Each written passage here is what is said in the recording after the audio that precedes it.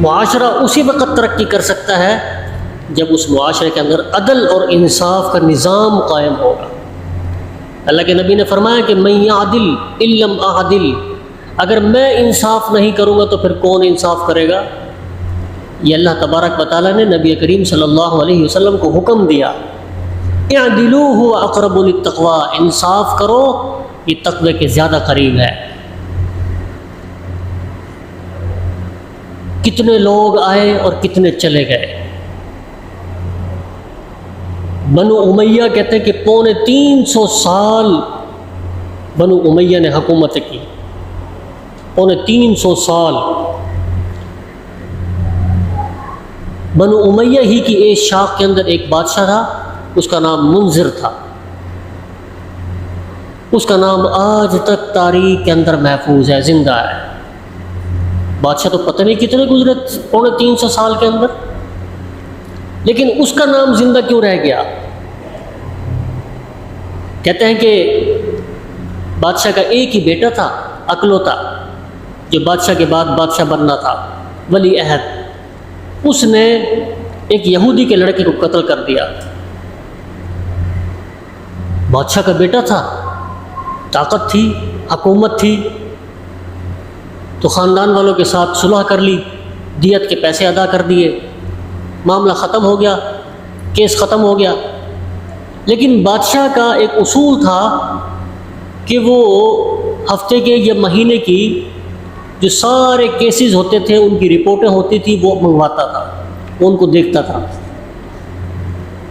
اب جب وہ بادشاہ نے سارے کیس منگوائے اور ان کو ایک ایک کر کے دیکھنا شروع کیا تو اس کو اپنے بیٹے کا کیس سامنے نظر آ گیا۔ بادشاہ نے فوراً اعلان کیا کہ کھلی کچہری بلائی جائے، عوام بھی آئیں، خواص بھی آئیں، وہ ورثاء بھی بلائے گئے جو یہودی کے تھے۔ جب سارے لوگ اکٹھے ہو گئے، جمع ہو گئے، بادشاہ کھڑا ہوا۔ بادشاہ نے کہا کہ میں یہ نہیں چاہتا کہ حکومت کے تکبر میں یا حکومت کے رعب اور دبدبے کی وجہ سے وہ اپنے رعایا کو قتل کرنا شروع کر دے، اور مالدار ہونے کی وجہ سے وہ پیسے ادا کر کے اپنی جان چھڑا لیں۔ میں اپنے بعد یہ برا طریقہ جاری کر کے اس دنیا سے جانا نہیں چاہتا کہ حکومت کے تکبر میں لوگ رعایا کو قتل کر دیں، عوام کو قتل کر دیں اور مال کے زور پر اپنا حق معاف کرا لیں۔ یہ طریقہ میں جاری کر کے جانا نہیں چاہتا، اور کہا کہ میں بطور چیف جسٹس اس فیصلے کو کل عدم قرار دیتا ہوں جو وہ دیت دے کر معافی ہوئی تھی اور صلح صفائی ہوئی تھی، وہ کل عدم، اور یہودی کے ورثاء کی طرف سے میں خود یہ فریضہ سر انجام دوں گا اور اپنے بیٹے کے قتل کا حکم دیتا ہوں، قتل بھی میں خود کروں گا۔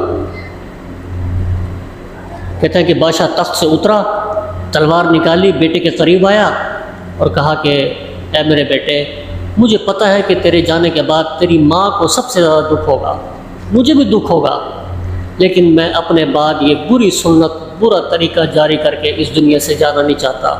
تلوار نکالی اور اس کا سر قلم کر دیا۔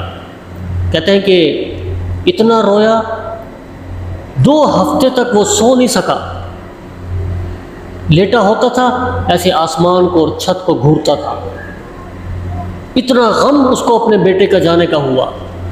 کہتے ہیں کہ ٹھیک 2 ہفتے کے بعد وہ خود بھی مر گیا، لیکن آج اس کا نام منذر بادشاہ، آج بھی اس کا نام تاریخ میں زندہ ہے کہ اپنی حکومت میں اللہ تبارک و تعالیٰ کو راضی کر کے چلا گیا۔ بیٹا قربان کر دیا لیکن اللہ کو راضی کر کے چلا گیا۔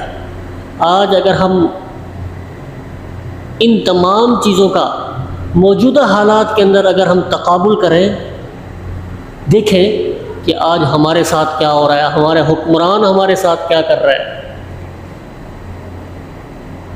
یہ سبق حاصل کرنے کی ضرورت ہے، سمجھنے کی ضرورت ہے۔